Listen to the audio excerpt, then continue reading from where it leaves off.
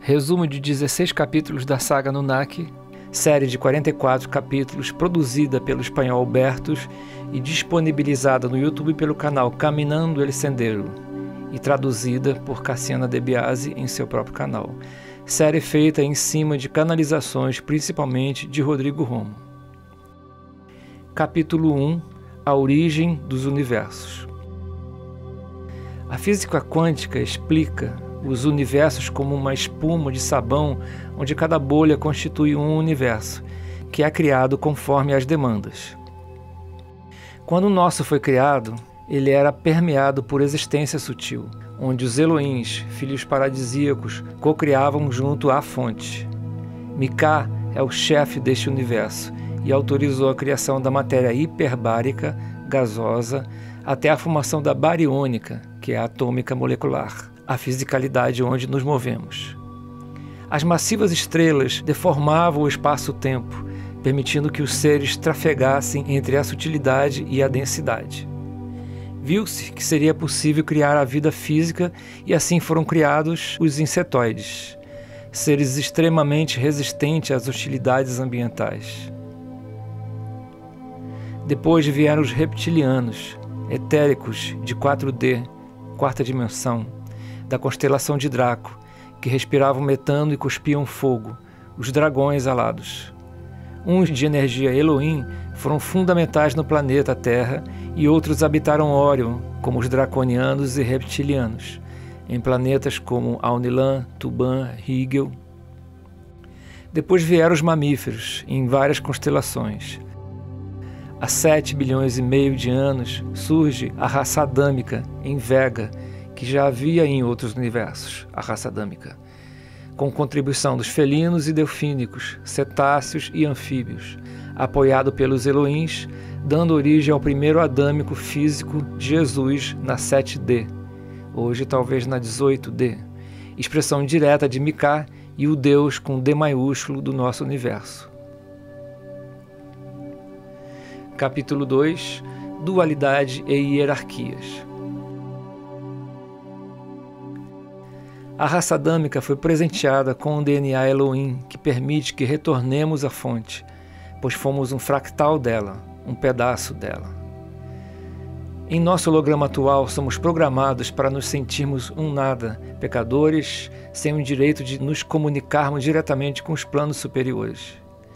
As religiões dizem que só através delas podemos acessar o divino, porque não somos dignos, mas somos seus filhos direto com o DNA Elohim. Com o projeto adâmico, os insetoides e reptilianos se sentiram ameaçados e traídos, porque sua gênese não tinha esse patamar de evolução. Os reptilianos tiveram um grande êxito genético, dotado de grande resistência e instinto de sobrevivência. Voavam por mundos, predadores por excelência. Então, há 7 bilhões e meio de anos, surge a dualidade no universo. Alguns Elohim, junto com as raças reptilianas, se revoltaram contra a fonte. E para que se organizassem, surgem então as hierarquias e sub-hierarquias. Primeira hierarquia, hierarquia Krishka Kumara, com diversos mestres ascensos que evoluíram na vibração do amor incondicional do Cristo. À frente desta hierarquia encontra-se na 10D Metatron, organizando as encarnações dos mestres em diferentes mundos para que houvesse mais equilíbrio, face ao descontentamento dos insetoides e reptilianos. Hierarquia Melquisedeque, cada membro se encarregava de um planeta dando instrução social, tecnológica e espiritual, também se ocupando do processo encarnatório destes mundos. E a terceira sub-hierarquia Melquisedeque, mestres geneticistas que davam cobertura ao desenvolvimento genético das distintas raças e interagiam diretamente com as raças autóctonas dos planetas, as raças que já perduravam um bom tempo e já tinham uma identidade com aquele planeta, então são autóctonas. Uma dessas hierarquias eram constituídas por Anunnakis, que trabalharam na Terra, mas que se negativaram ao extremo e se sintonizaram com a energia anticristo dos arcontes, a ser explicado em capítulos adiante. Deu-se então um confronto mortal de reptiliano, matando humanos para lhe extrair o DNA Elohim, para não só obter o poder de ir à fonte, como também de destruí-la. Eles não são bons nem maus, apenas não está em sua gênese sentir o amor à fonte, movidos e orientados pelo instinto antigo de sobrevivência. Capítulo 3 – Arcontes e a Grande Guerra de Orion. A raça adâmica, originária de Vega, media 3,5 metros de altura, com capacidades multidimensionais e possuía um DNA de 12 hélices. O nosso, por exemplo, possui 2 hélices apenas. Que, em seu trajeto evolutivo, quando em sintonia com o amor puro da fonte, despertava uma 13ª hélice, que conectava com a fonte, tornando um ser celestial. Por não ter esses recursos, começa a caça réptil contra os adâmicos, ajudado pela Elohim Saratem, filha de Oniotep, assim como Metatron de 10D. Apesar de serem filhos celestiais sem sexo, Saratem sintonizava mais com a identidade feminina. E esta encabeçou grande rebelião que quase aniquilou a raça adâmica. Um Elohim, ou um filho paradisíaco, ou mesmo um grande mestre ascenso, pode se fractalizar criando almas. Saratem possivelmente foi uma grande geradora desses fractais de alma da raça reptiliana. E quando uma massa crítica dominante decai, também decai seu gerador. E assim Saratem se tornou sombria. Por isso que o decaimento é tratado com muito cuidado e com isolamento, para que mundos decaídos não contaminem o universo, que é o caso do nosso planeta que vive esse isolamento. Foi então extraído o DNA adâmico e fizeram hibridizações, dando à luz aos arcontes, terríveis vampiros etéricos, criando caos e alimentando-se de energias densas. Muitas vítimas foram criadas e instalou-se o sistema de castas para manter o poder na mão de poucos através de dogmas religiosos. Eram apagadas as memórias após a morte para que a pirâmide de castas se mantivesse imutável. Dominaram a galáxia de Arcones e partiram para Andrômeda, pacífica, sem proteção militar, causando caos e guerras. Então a confederação, regida pelos filhos primordiais, intervieram pela primeira vez nesse universo para parar os conflitos. Os arcontes foram expulsos e formou-se uma confederação em Andrômeda, que se aliou à Intergaláctica com sede em Alcione, nas Pleiades. Alguns arcontes escaparam e invadiram a constelação de Vega, iniciando a invasão da Via Láctea. Iniciaram com a dominação dos reptilianos de Orion, que deflagraram a Grande Guerra de Orion, em um tempo antes da formação da Terra. Houve degradação de Sírios e Arturos, com destruição e genocídio. E larga lista de quadrantes deste universo foram afetados. Na constelação de Pleiades, os reptilianos fabricaram, com DNA adâmico, os draconianos, metade humanos, metade dragões. Foram afetados os seres felinos de Sirius Alpha, com 3 a 5 metros de altura, que eram considerados seus inimigos. Foram ajudados pelos humanos, pois tínhamos seu DNA também, assim como anfíbios e delfínicos.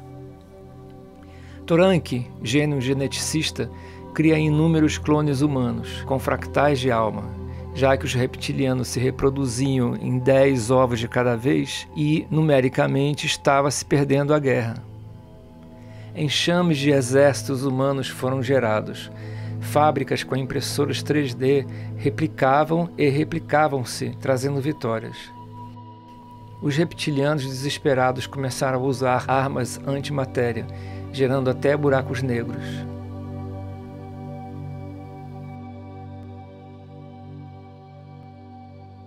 E então a Federação revidou, também com as mesmas armas,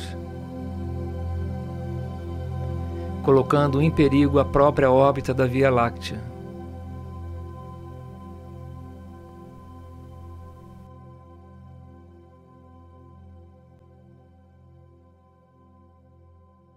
Nosso Sol formava um sistema triplo, uma anã branca, Hercóbulos, com 7 planetas, dentre eles Nibiru, e outra marrom, cada qual com seus planetas. Mas os desequilíbrios orbitais fez com que o Sol, ainda em formação, fosse deslocado para este quadrante onde está atualmente. Veremos isso no capítulo 5.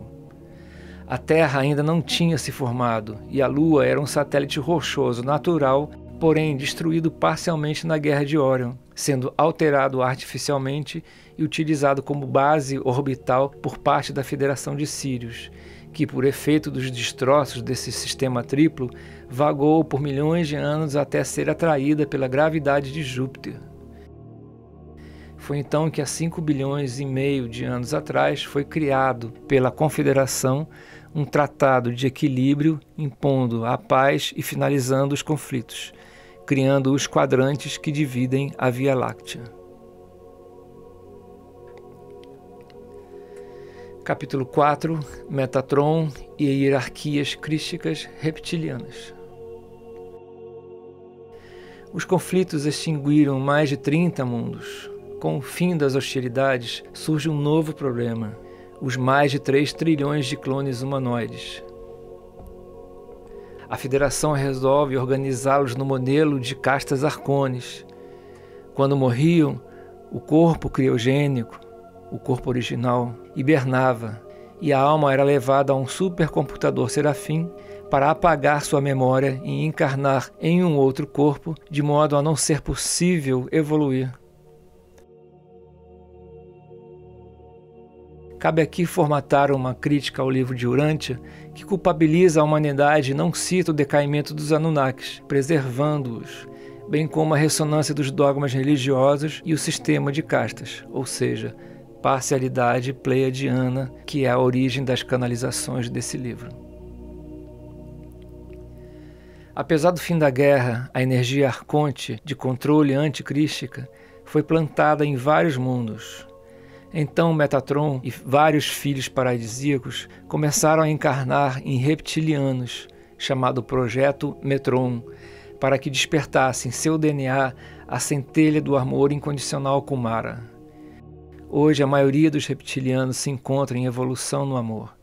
Muitos ascendidos reptilianos se localizaram em Órion para mudar o holograma de guerras, como a fraternidade de 3 Marias em Órion, que abriga um dos grandes portais deste universo, se comunicando com níveis suprafísicos de matéria escura, onde residem deuses e hierarquias elevadas de arcanjos e guardiões do tempo.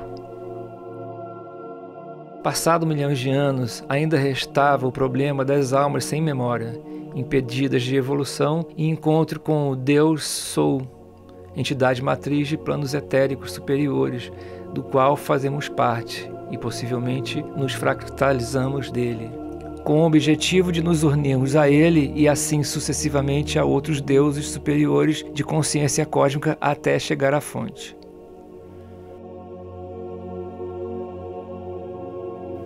Então se utilizaram de 37 mundos excluídos de quarentena para que essas almas mais afetadas pelas castas arcontes pudessem evoluir sem que contaminasse outros mundos.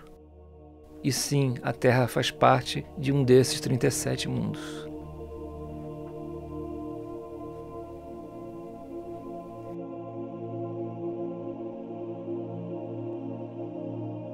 Capítulo 5. A criação de Gaia.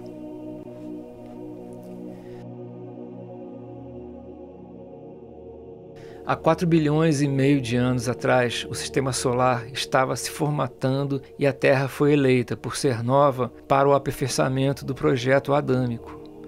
A Federação enviou 7 Elohins Kumara, que moram até hoje no núcleo incandescente do planeta, canalizando seu poder áurico através do cinturão de Van Halen, a aura da Terra, campo magnético inteligente que protege a vida no planeta. A Terra é um organismo vivo com consciência própria. O Sol percorre uma órbita hexagonal de 26 mil anos em relação gravitacional com suas estrelas vizinhas. Metade deste ciclo percorre a área referente à Federação e outra metade dos Dracos. Assim, os seus habitantes viveriam a dualidade, como diz, por exemplo, na tradição maia, 10 mil anos de luz, 10 mil anos de obscuridade, 5 mil no limbo. Por ser criada por Elohins, com 10 hélices de DNA, a Terra se tornou decimal e morontial. Morontial porque possuía um corpo incluso mais sutil que o corpo astral, onde seus habitantes evoluiriam 10 vezes mais rápido em 20 ou 25 encarnações e já estariam em 6D ou 7ª D. Os dragões supervisionaram a formação da Terra no período pré-cambriano e também há 500 milhões de anos na era paleozoica. E assim começaram a surgir os primeiros seres pluricelulares, dando origem à vida. A Federação envia um grupo, 3 equipes da Federação, 1 de felinos de Vega e Sirius A, 2 a Irmandade da Serpente, que mudou de nome para Fraternidade Branca por causa do preconceito bíblico, e, em terceiro, humanos das Pleiades para doar matriz adâmica. Formaram colônias temporárias na hostilidade densa e no campo sutil do planeta, e por isso voltavam assim que terminavam o trabalho.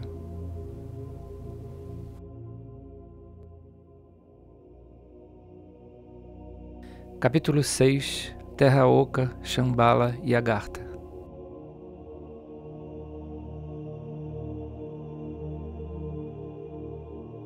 Com 280 milhões de anos, estabelece-se uma base, uma nave multidimensional da Federação em órbita da Terra, já que a atmosfera ainda era hostil e havia muito trabalho frutificando vida.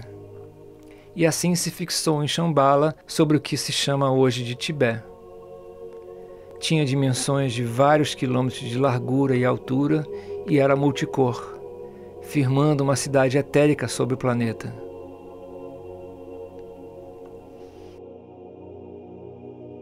Também foram criadas redes de galeria multidimensionais dentro da Terra pelos Elohims, formando Agartha, cujo Sol, em dimensões superiores, é o núcleo não percebido na 3D. Devas e elementais são criados junto com o surgimento da vida. 1D mineral, 2D plantas, 3D animais e humanos.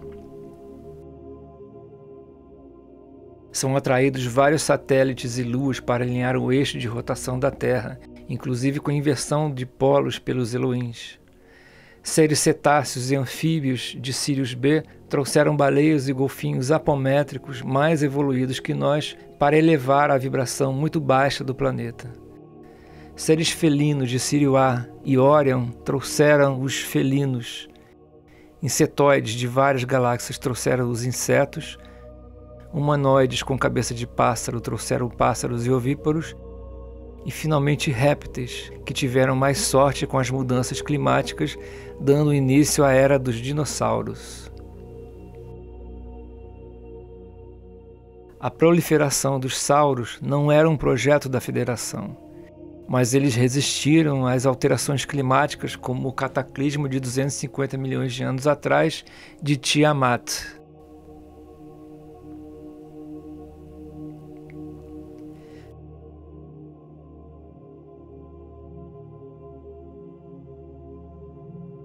Capítulo 7 – Apocalipse de Maldek Tiamat.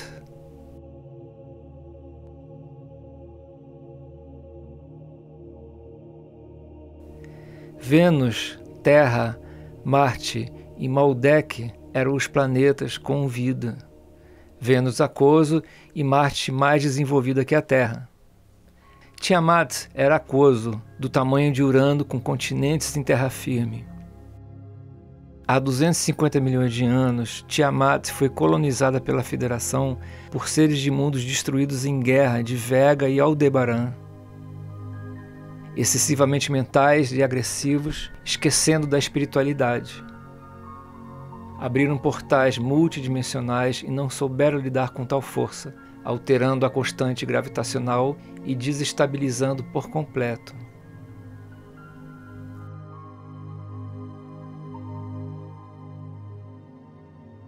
Tombou o eixo de Urano, arrancou luas de Saturno para o exterior, como foi o caso de Plutão, e uma das luas de Júpiter vai gravitar com o Sol, Mercúrio.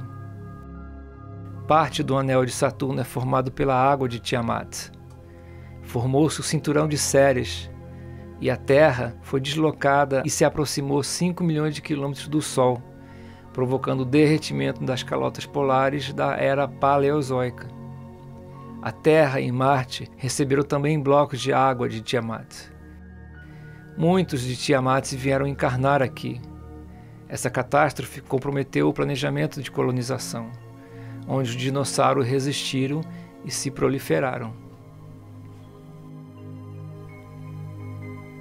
Capítulo 8 – Extinção dos dinossauros e Hiperbórea.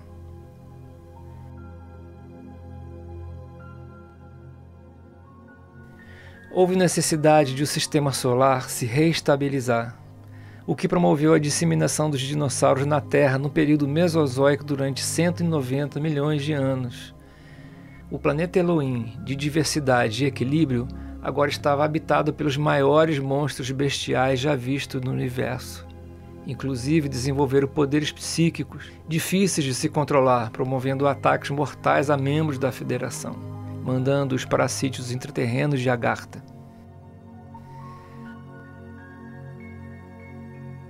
Passaram os tempos Cretáceos, Jurássicos e Triássicos, muito além da prudência dada pela Federação. O sistema solar já estava reequilibrado e a vibração do planeta despenca com os dinos. Caso evoluíssem, era temido que surgisse dali uma raça terrível e perigosa. Era necessária uma atitude drástica. Então, há 65 milhões de anos, foi necessário impactar um asteroide na superfície, vindo do cinturão de Sérias, com 15 quilômetros de tamanho, trazido por naves Kumaras. O impacto se deu na península de Yucatán, no México, criando uma cratera de 200 quilômetros. Então, animais menores com menos necessidades conseguem se esconder e sobreviver. O Rodrigo Romo conta que o extermínio foi feito pela Federação com a ajuda de tecnologia de armas pesadas, mirando um por um, pois não há coerência no extermínio por ocasião de apenas um meteoro, restando todas as outras raças.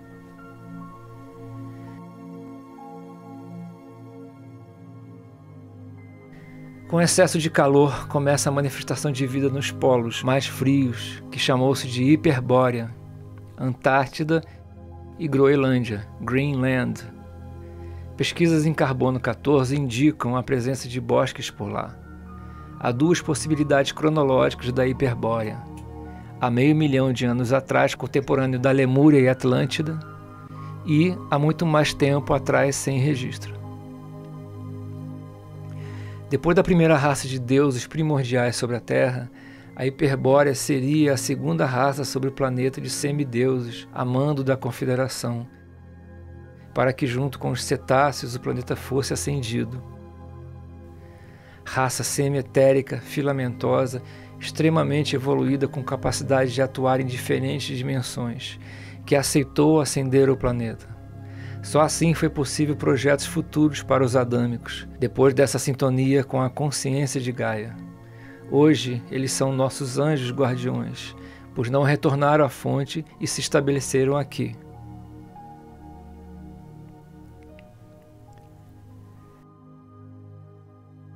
Capítulo 9 – Armagedon de Vênus e Marte.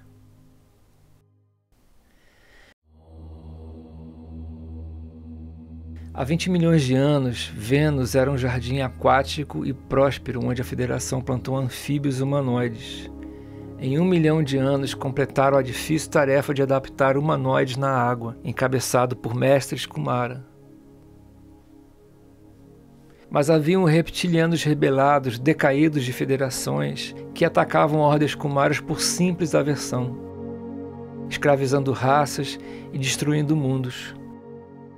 E foi assim que, há 16 milhões de anos, Vênus foi atacada por uma bomba de terraformação, desestruturando a vida, o que fez com que alguns escapassem suas naves ou que fossem viver na quinta dimensão etérica em definitivo.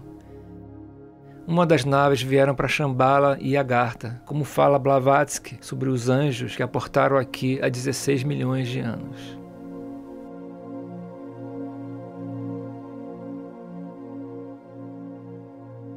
Em Marte, haviam 49 civilizações ligadas à Federação de Alcione nas Pleiades.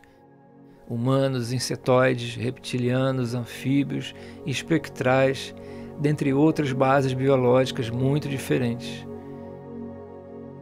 Muitas eram nômades e se dedicavam ao comércio de minerais, alimentos e gens. Marte era, há milhões de anos, um grande centro comercial, com casas de comércio, confederadas ou não, porém com boa vizinhança política. Houve grande prejuízo biológico com a tragédia de Tiamat e a Federação autorizou a exploração de minério nas áreas áridas de Marte. Durante milhares de anos, Marte era visitada por cargueiros de toda a galáxia, inclusive de Andrômeda. Há 4 milhões de anos houve grande migração encarnatória feita pela Federação Arturiana para Marte por conta de cataclismos atômicos em Antares IV, onde viviam humanoides densos e desarmônicos. Também sirianos e antarianos de Escorpião destruíram seus mundos em conflitos atômicos e foram transladados para lá também. Essas duas facções voltaram a cometer os mesmos erros em Marte, tornando-o inabitável. O núcleo do planeta se esfriou e parou o dínamo que alimenta o campo magnético, que filtra a irradiação cósmica e salvaguarda a atmosfera. Agora apenas a Terra era o único planeta habitável.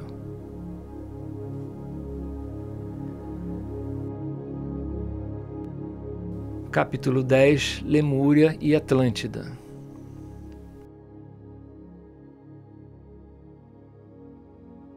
Depois de milhões de anos de empenho na Terra, finalmente estava tudo pronto para que o projeto adâmico fosse iniciado.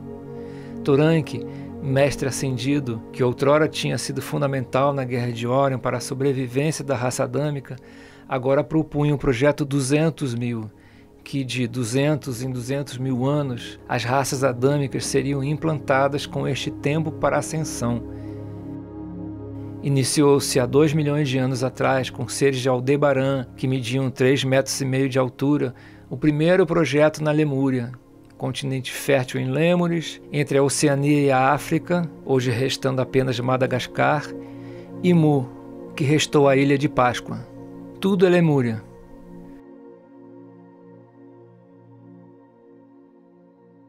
Tinha um perfil interiorano, rural, porque achavam que aglomerações atrapalhavam com as formas de pensamento coletivas. Eram veganos e comiam o que plantavam, mas tinham espetacular tecnologia. Não havia dinheiro e tudo era satisfeito. Trabalhavam 2 horas por dia pela comunidade e o restante pela própria elevação espiritual.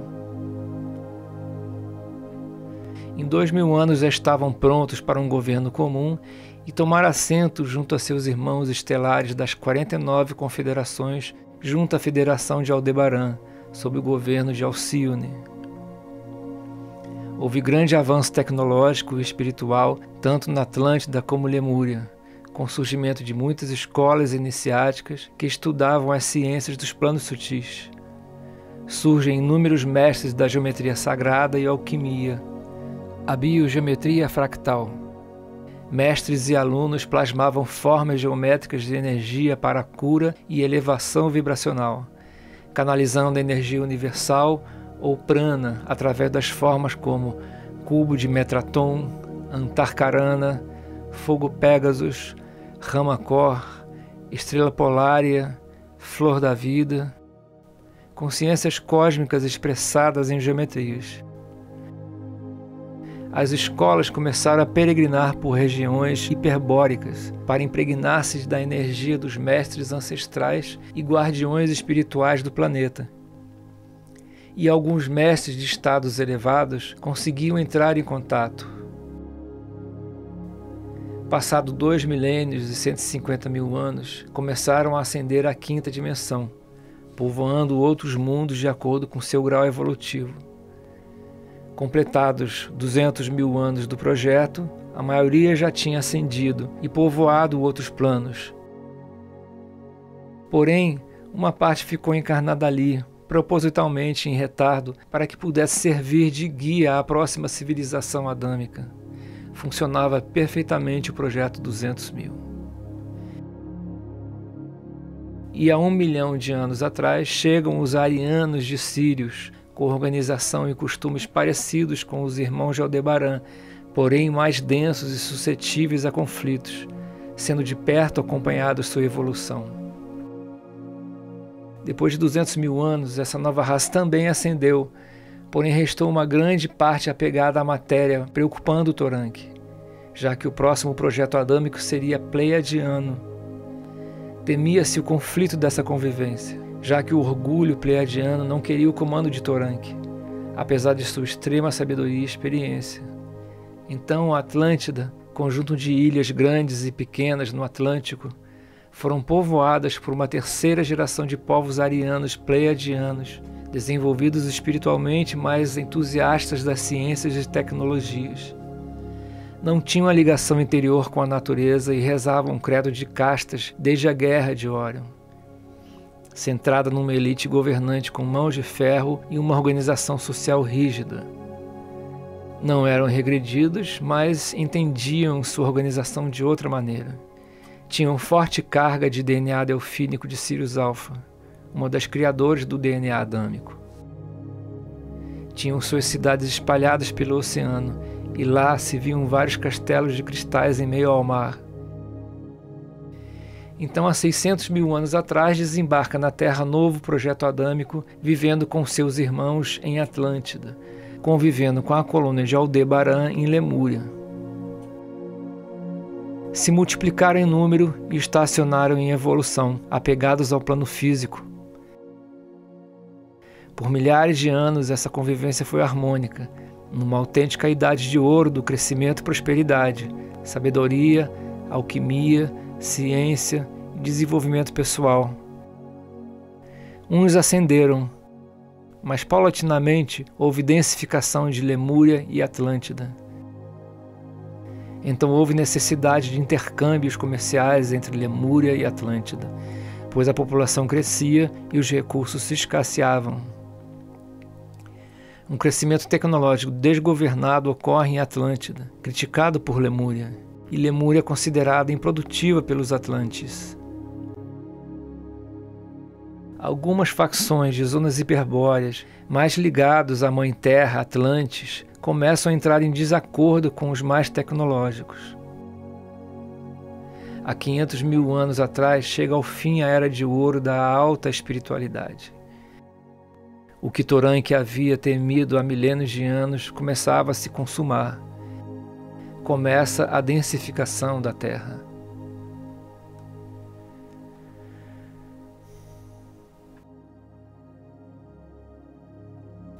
Capítulo 11. A importante rebelião de Lúcifer.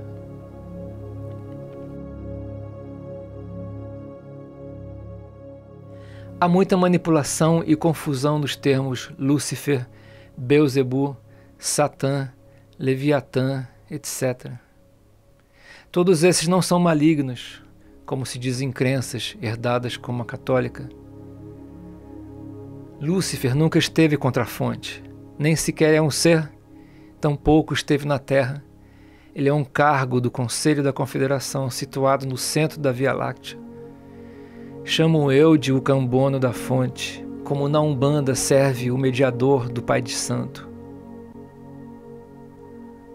O holograma de Lúcifer foi manipulado neste plano terreno, associando-o a todo o mal.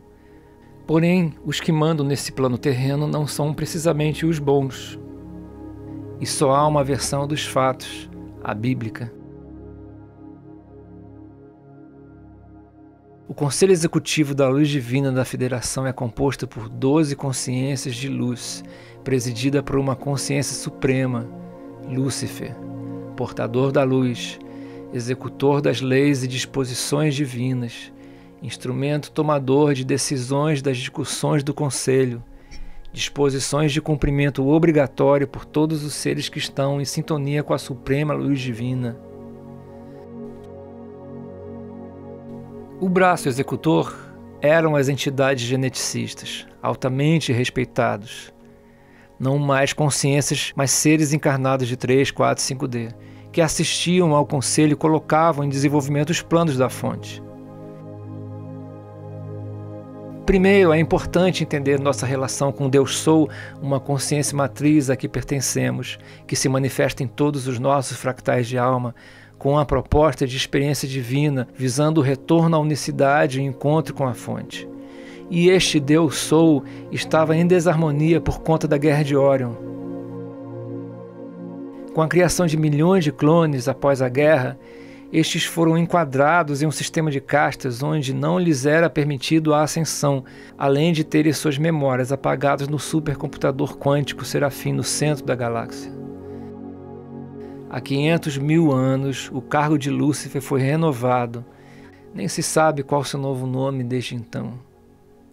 Vindo com um grande ímpeto reformador e perguntando: desde quando o Deus Sou está impedido de reunir suas almas para prosseguir seu caminho à fonte? O sistema de castas vai contra a luz que vive em cada indivíduo e cada fractal da fonte que mora em cada ser. Sendo assim, esse isolamento vai de contra a fonte. É exigido a dissolução total do sistema de castas. Determinação não interpretável, não discutível, não negociável, não postergável. Terremoto social brutal.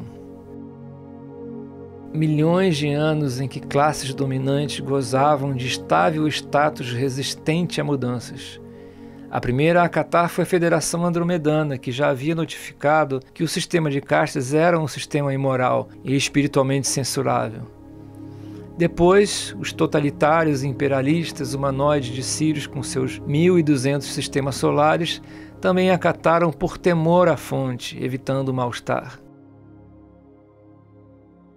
Porém, demorou muito tempo e os olhares se atentaram aos humanoides de Pleiades, que acabaram por se polarizar claramente. Pela primeira vez houve oposição às deliberações do Conselho da Luz. Acusaram Lúcifer de não estar em sintonia com a fonte, que era um ser orgulhoso e tinha colocado os pés pelas mãos, pois durante bilhões de anos o sistema de castas garantiu a sobrevivência da raça humana. Há também o detalhe de que uma parte dos pleiadianos que disseram sim estavam oportunamente aproveitando a demora da superconfederação de Alcione nas Pleiades, que dominavam 49 federações humanas, reptilianas, insetoides, espectrais, dentre outras, para se desvencilharem do poder de Alcione, extremamente lenta e burocrática. Foi uma ruptura política, não bélica. Partiram mantendo boa vizinhança, mas não obediência. Foi então que parte desses novos colonizadores aportaram na Terra, quase não habitada naqueles tempos, para morar nos planos astrais, lá pelo fim da Era de Ouro, quando Lemúria e Atlântida deram as costas. À frente deste comando estava o reptiliano Satã, membro do alto escalão do Conselho de Geneticistas, servindo a Lúcifer. Seguido por Leviatã, Asmodeu, Beuzebu, Astaroth, Samael e outros, todos comandantes de Órion para monitorar os projetos genéticos em outros mundos, e fizeram honra à sua palavra de boa vizinhança por milhares de anos. Foi então que a Federação Siriana sai do protocolo dos 200 mil anos e instala um novo projeto colonizador na Terra, com almas aprisionadas do Super Serafim pelas castas, e é instalada uma nova raça siriana provinda de Adara, de domínios longínquos do Império. Raça bem densa e preocupante. Fixaram no deserto de Gobi, assistidos por Melquisedeque, responsável por encarnações, colônia pouco numerosa para que houvesse controle. Seu apogeu populacional se deu com poucos milhões de indivíduos aglutinados em torno de 2 centros, Sodoma e Gomorra. Houve grande desenvolvimento tecnológico e muitos foram guiados a um caminho espiritual. Mas a maioria tinha predileção ao tecnológico e ao denso, bizarro e material, cruzando algumas verdades com o mito bíblico. Porém, os mais espiritualizados das zonas rurais da Cordilheira de Himalaia entraram em contato com Shambhala e Agartha. Aqui cabe colocar uma versão de Romo sobre o evento Sodoma e Gomorra. Lá era a terra reptiliana agartiana, que sofreu abusos e desequilíbrio ecológico quando aqui aportaram os Anunnakis, vindo atrás do urânio de Urântia, o nome original da Terra, pela grande quantidade de urânio que aqui encontrava-se. Os Anunnakis constroem uma usina de beneficiamento atômico do urânio ao lado dos agartianos, que acabam revidando, aniquilando com todos os Anunnakis, que em um segundo momento revidam também explodindo uma bomba atômica em Sodoma e Gomorra. Este evento vem ocasionar fortes consequências de vingança de reptilianos decaídos por ocasião de troca de tecnologia com Hitler e em troca de vingança de extermínio contra os protegidos dos Anunnakis, os judeus. Mas isso são outras histórias de outros tempos. Comentando o livro de Urântia, que tem grande investimento na rebelião de Lúcifer, lá contém importantes verdades, porém muita manipulação e mentiras, porque é uma Bíblia pleiadiana, de onde vêm os Anunnakis, onde a facção que apoiavam as castas e os famosos Anunnakis querem nos fazer crer. Os famosos Anunnakis, o pai Anu e seu filho Enlil, é tido como a entidade Jeová ou Yahvé, que estiveram contra os mandatos de Lúcifer. E em suas escrituras bíblicas, o mostra como maligno, que esteve contra Deus, a fonte. Lúcifer condenaria a conduta Anunnaki, e estes assumiriam a identidade de Deus na Terra, desacreditando Lúcifer, contando sua própria versão. Esse Deus Pai da fé hebreia, como ancião, perpetuamente aborrecido, vingativo, ridiculamente zeloso, ditador de ordens de sacrifício de animais e humanos, propagador de pragas, sangue no Nilo, morte dos primogênitos, morte de oponentes, definitivamente não é Deus, iconograficamente representado como um senhor de barbas. Os filhos paradisíacos mais elevados do cosmos nunca viram Deus, a fonte. Apenas alguns anciões paradisíacos o percebem sutilmente, pois é imensa a fonte de luz universal e não o suportariam. Aquele que se auto-intitulou Deus neste plano não é nada mais do que um simples comandante e usurpador de civilizações, com mais capacidades físicas e psíquicas, bem como tecnológicas. Um autêntico farsante, comparado com o que é a enormidade da fonte criadora universal.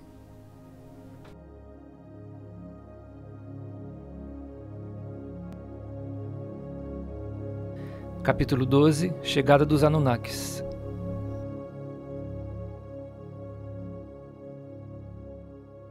No movimento de deserção de Alcione por parte das lideranças de Órion e Pleiades, o comandante de Órion reptiliano Satã, membro do alto escalão de geneticista sob o comando de Lúcifer, reivindica a Terra, oferecendo colaboração, mas sem obediência a Alcione. Porém, durante 3 milhões de anos em discussões, raças dominantes e orgulhosas pleiadianas que negavam apoio a Lúcifer se desligam da Federação Pleiadiana e seguem com suas sociedades de castas há 500 mil anos atrás. Dentre elas, importantes geneticistas colaboradores de Satã, os Anunnakis, agora totalmente desligados de Alcione e de Lúcifer, postulando uma posição política não bélica do não. Saíram em busca de colonizar outros mundos, apenas obedecendo à disposição de Pai Anu. Os Anunnakis eram um conjunto de raças que misturavam reptilianos com humanos, gigantes, arianos, bem como insetoides e pássaros. Deuses como Thor, Odin e Loki eram comandantes humanos Anunnakis, mas o grande líder era o pleiadiano Pai Anu. Há 460 mil anos, chegam os Anunnakis à Terra, encabeçado por Enki, geneticista e arquiteto, se assentando por voto de boa vizinhança com a Federação buscando áreas pouco povoadas, como Oriente Médio, África e Gobi, palco de grandes conflitos. Mas as maiores rusgas se deram no plano sutil 4D, onde residia Satã, que era contra o sistema de castas e preservava a fidelidade a Lúcifer, e teve que lidar com a invasão Anunnaki neste plano, provocando embates bélicos. Mas nos planos astrais, Satã gozava de tecnologias milênios superiores aos Anunnakis e seus clones genéticos de pai Anu, que inclusive construiu um patriarcado, descartando o poder de suas sacerdotisas geneticistas, dos tempos em que as reproduções eram naturais a serviço de Lúcifer e a suprema fonte, na regência de Alcíone.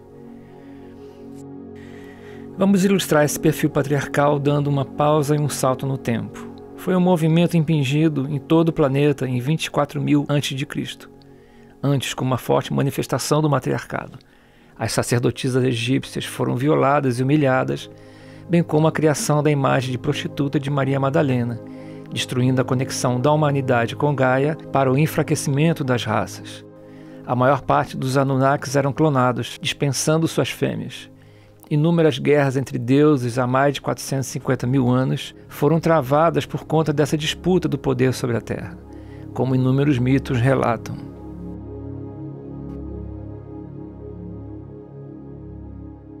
Voltando à invasão Anunnaki e mostrando aqui outra versão de Sodoma e Gomorra desta série, andarianos assentados em Gobi, que já haviam alertado lemurianos e atlantes por se aproximarem de seu território indevidamente, travam um ataque aos assentamentos dos Anunnakis que se estabeleceram por demais próximos a Gobi. Anu convoca Eliu e aciona a retaliação para garantir a colonização dos Anunnakis na Terra, bem como o combate a Satã em dimensões sutis. E assim é vivida uma outra versão da história de Sodoma e Gomorra, há 420.000 anos atrás. A natureza geralmente oculta um estado de densidade profunda, como foi em Atlântida, Egito, Gobi, onde se manipulou essa energia nefasta, criando grandes desertos. E Napoleão tratou de desenterrar o cemitério energético do Egito.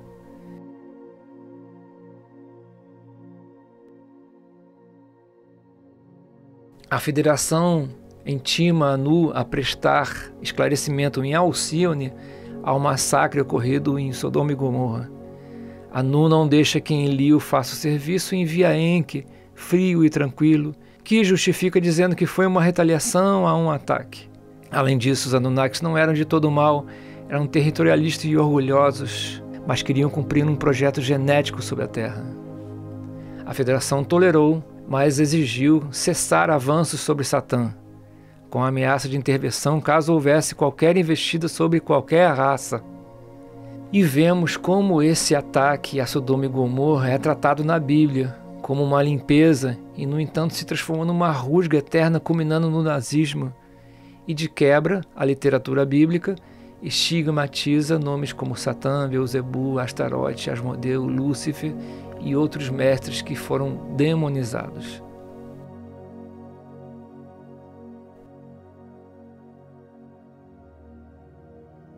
Capítulo 13. Guerra Nuclear, Atlântida, Lemúria.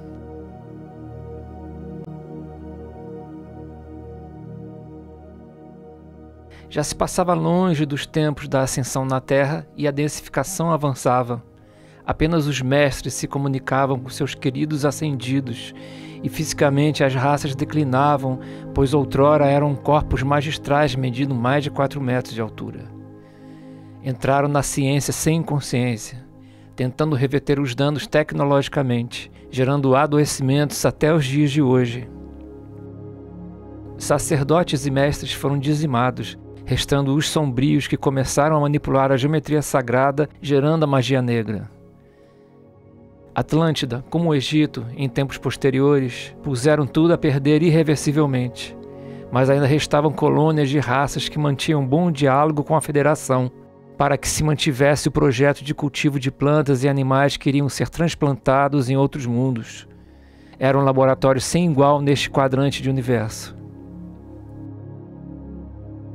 O projeto Anunnaki era o de construir uma raça pleiadiana livre do enlace da Federação de Alcíone.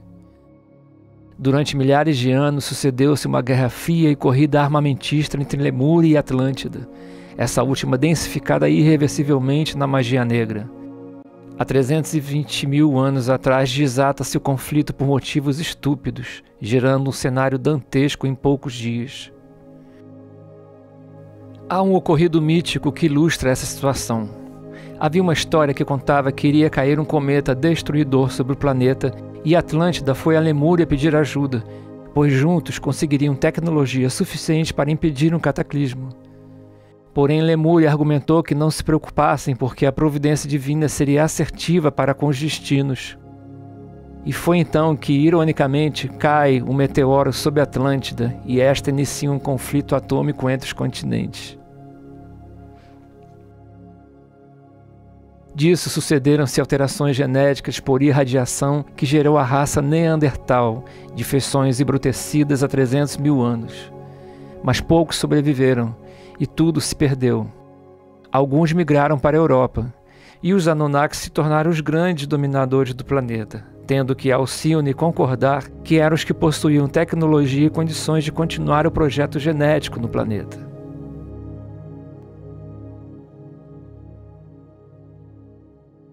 Capítulo 14 – Criação do Adâmico Terrestre. Desde o mandato de Lúcifer há 500 mil anos até uns 300 mil, muita resistência havia em se executar a libertação dos fractais de alma aprisionados no Super Serafim, principalmente em Sírios. Com os conflitos entre Lemúria e Atlântida, Lúcifer voltou a se pronunciar. Havia o perigo de os arcontes que rondavam mundos de exílio se infiltrarem em mundos de baixa frequência para que fosse instalado o caos. Então foi dado um recado à Federação Siriana, que fosse libertado o grande número de almas aprisionadas. O Conselho Siriano se reuniu e convocou o mestre geneticista Toranque, que observou que o projeto geneticista de Lemur e Mu havia fracassado e que também ali estavam os Anunnakis, que apesar de solidários aos projetos eram desligados das federações. Foi então que o Conselho Siriano pede a Pai Anu a criação de adâmicos para libertar as almas. Anu aceita, mas exige participar da formação e desenho com enxerto de genes. Entrega o serviço a seus filhos Enlil, comandante, e Enki, geneticista. Partiria-se como princípio dos Neandertais e Cromagnos, degenerados da Lemúria, juntamente com autóctones terrestres. Toranque, que outrora havia replicado os humanos para salvar a raça contra os reptilianos na Guerra de Oriel, agora assistia misturas reptilianas dos Anunnakis como uma ironia do destino. Toranque queria que essa raça evoluísse para a 7D em poucos milhares de anos, habitando novos mundos e indo em direção à fonte. Fez-se então o primeiro casal adâmico, depois de tentativas e erros. Arianos de 3,5 metros de altura, por alguns chamados de elfos, a hierarquia de Lilith, em homenagem à primeira mulher humana autóctona da Terra. Com riqueza genética descomunal de DNA de 12 hélices e mistura de 22 raças físicas e 42 etéricas, entre reptilianos, insetoides e humanos Anunnakis e outros autóctones. E os autóctones terrestres reconectariam a identidade de Gaia de DNA Elohim. Curiosidade bíblica. Originalmente, Yahvé afirma que não criou o homem. Gênesis 1/1. No princípio, a fonte criou junto com Elohim, deuses, os céus e a terra.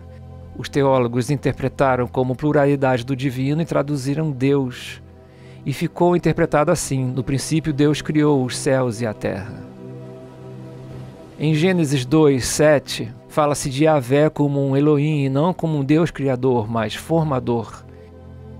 E formou o Senhor Deus o homem do pó da terra e soprou sobre suas narinas o fôlego da vida e o homem foi feito alma vivente. Gênesis 1:26-27, façamos o homem à nossa imagem conforme a nossa semelhança. Deuses no plural de novo.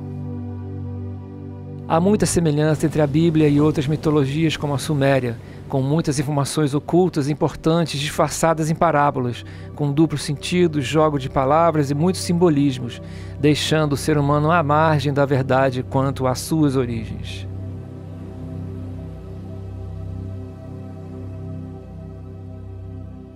Capítulo 15 – Traição de Caligastia.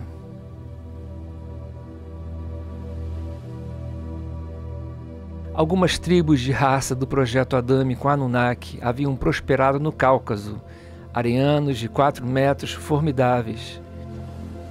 O próprio Melquisedeque planetário estava observando e tomando papel ativo no projeto. Era este cargo, Melquisedeque, que decidia a procedência a se encarnar nos corpos. A ordem encarnatória estava sendo seguida com almas vindas de Sírios, Órion e, em um terceiro momento, Pleiadianos.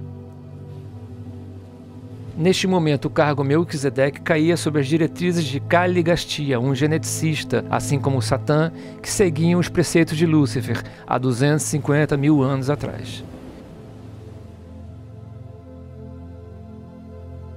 É importante salientar de como estavam os sobreviventes do caos Atlantes e Lemuriano. Ainda degradados como Neandertais, se apresentavam de baixa estatura e cabelos vermelhos por conta dos efeitos radioativos e baixo padrão vibracional. Porém, sobreviviam em pequenas cidades protegidas pelas pirâmides, que ainda mantinham suas emissões energéticas e conexões com forças telúricas e cósmicas. Uma rede de pirâmides formando uma bolha no entorno do que restava do continente Atlante e Lemuriano, proporcionando juventude e longevidade. Em paralelo, o projeto adâmico prosperava sobremaneira com saltos evolutivos e ascensão na 3, 4, 5D, mas transparecendo algumas estranhezas que fizeram com que os mestres viessem ao planeta verificar pessoalmente. Os elfos da hierarquia de Lilith, por exemplo, haviam desenvolvido altivo orgulho que não os deixava reverenciar os mestres. Tinham uma inteligência descomunal e não faziam distinção aos que tinham maior tecnologia. Eram chamados de irreverentes e orgulhosos. Foi então que Caligastias e membros da Federação Siriana detectaram problemas, já que a convivência começava a não ser como antes, inclusive sendo algumas raças transportadas para mundos intraterrenos. Havia sido dado grande salto evolutivo na 3D, em que os Anunnakis, Satã e Caligastia não mencionavam com clareza. Estavam todos estupefatos. Algumas tribos só se ouvia o choro dos recém-nascidos, porque já haviam evoluído totalmente para a telepatia. Na zona do Cáucaso e Gobi havia perfeita comunicação com os mestres que ensinavam as propriedades das plantas, e se diz que foi o princípio do xamanismo. Foi então que Enlil, Satã e Melquisedeque Caligastia resolvem interromper o projeto mancomunados entre eles. Se questionava qual seria o limite desta raça.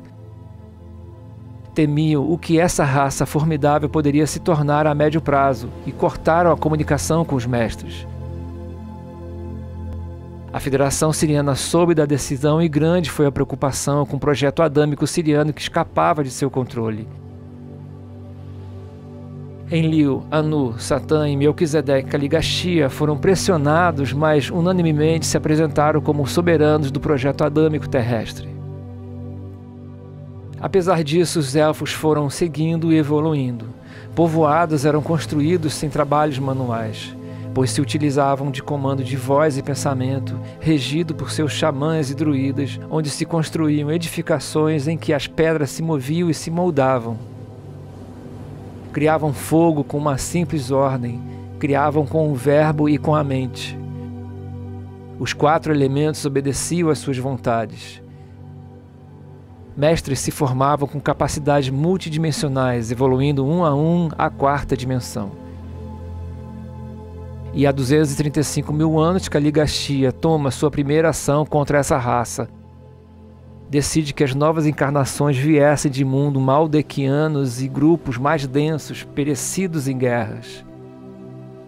A Federação Siriana intervém onde pode e promove uma evacuação dos adâmicos sirianos para mundos intraterrenos de 5D. Conta-se que Toranque veio pessoalmente com suas naves resgatar os elfos, colonizando outros mundos, e hoje são uma das mais formidáveis raças do universo. Essa traição de Caligastia é até hoje um mistério para os grandes mestres. Mas admite-se que um ancião arconte, por milhões de anos, influenciou desvirtuando figuras-chave no projeto genético terrestre. Dentre eles Enlil, Satã e Caligastia. Deste modo encarnariam cada vez mais almas densas, de modo a baixar a frequência do planeta, para que os arcontes pudessem penetrar na barreira de frequência para semear o caos. Foram milênios de manipulação psíquica para o decaimento dos Anunnakis, Satã e Caligastia, para que os arcontes, mestres da manipulação mental, instalassem o medo e a pequenez ante a nova raça, através da violência psicológica e a própria luta do poder pelo poder, produzindo a própria ruptura entre os Anunnakis, chegando a seu objetivo arconte do medo, perversão, violência, tornando a raça humana seu próprio alimento.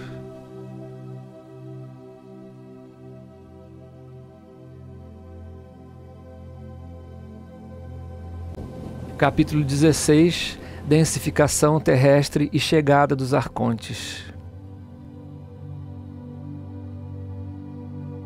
Há 235 mil anos, federações Siriana, de Órion e Pleiadiana se instalam na Antártida para organizar o resgate das almas que não fariam mais parte do projeto adâmico terrestre.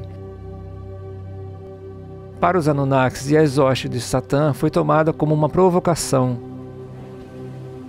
Em 190 mil anos, Anu ordena a Enki a criação de um hominídeo alternativo aos elfos, um escravo para serviços braçais aos deuses Anunnakis, a serem também parasitados a nível suprafísico para servirem de alimento aos arcontes e reptilianos, que se nutriam da energia vital de baixa vibração, como medo, submissão e sofrimento. Criou-se os cabeças negras, segundo as tábuas sumérias, uma mistura de elfos fora da hierarquia de Lilith misturado com hominídeos africanos, o Homo sapiens, a raça negra. Mas obrigou-se Enki de se capar todas as capacidades extrafísicas superlativas dos elfos para se tornarem básicos em todas as áreas, se tornando um livro aberto para as necessidades arcontes e reptilianas. Foi colocado um implante entre o cérebro e o cerebelo, provocando dissociações que nos acompanham até hoje. Tirou-se também 10 hélices do DNA, restando apenas 2 da sobrevivência, que a ciência chama de DNA lixo, uma quantidade grande de recursos adormecidos, que é os 90% do DNA que não conhecemos, que simplesmente Enki desconectou sem as retirar daquela raça superlativa. Enki ainda estava desperto e não decaído como seu pai. Ele sabia que em um momento de evolução consciente do indivíduo de retorno à sua essência divina, esse DNA sofreria uma mutação despertando-se, permitindo uma conexão suprafísica com a verdadeira essência, que seria o entorno do que nos movemos agora, atualmente.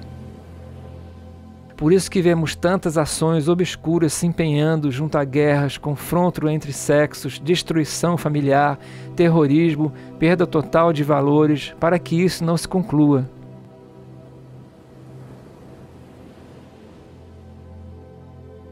Há 150 mil anos, as raças Lemuriana e Atlantes conseguem se reerguer. Não tinham a expansão de outrora, mas as capacidades das raças arianas se faziam presentes. Na Lemúria houve uma certa reconexão e reencontro com alguns mestres, e na Atlântida voltou-se a dar valor à tecnologia em detrimento à espiritualidade. Começaram a proliferar escolas e seitas do saber com o estudo do poder, em conjunto do conhecimento científico guiado pelas magias negras. Como a Ordem da Vela Dourada, a maior manifestação de magia negra no planeta durante milênios. As federações temiam que se repetissem os mesmos erros de outrora, intervindo com um acordo de paz entre Lemúria e Atlântida junto com mestres arcturianos. Então se viu nascer lemurianos que vieram a povoar regiões continentais do planeta, ao passo que os Atlantes se localizaram no meio do Atlântico, como é notado em muitas canalizações de vidas passadas onde se viviam em castelos de cristais no meio do mar. Mas nesses últimos 150 mil anos, Kaligastia continua seu projeto trevoso, proporcionando encarnações de almas provenientes de mundos em guerra com a intenção de degenerar e densificar os habitantes terrestres e todas as raças do planeta. Há 115 mil anos dá-se uma guerra nuclear no Oriente Médio e Egito entre Anunnakis, em que se dividiu a Terra em dois, entre Enki e Enlil. E assim os milênios vão passando não para o bem. Não contente Kaligastia, espoliado e manipulado pelos arcontes, passa a captar propositalmente grupos de almas mais densos, o pior dentre o pior, entre o mais escuro e mais obscuro desse quadrante do universo, vindos de Tau Set, Capella e Boronak, mundos de extrema violência, guerra e poderosa magia negra há 90 mil anos, provocando o despencar da vibração terrestre com essas almas endemoniadas, possibilitando assim o objetivo final. Por volta de 80 mil anos havia uma forma de pensamento suficiente densa na egrégora planetária, que os arcontes de maior hierarquia puderam introduzir-se e servirem de ponte para implantar a miséria espiritual entre as raças terrestres, afetando as elites governantes e trabalhando para conseguir instalar o caos e o conflito.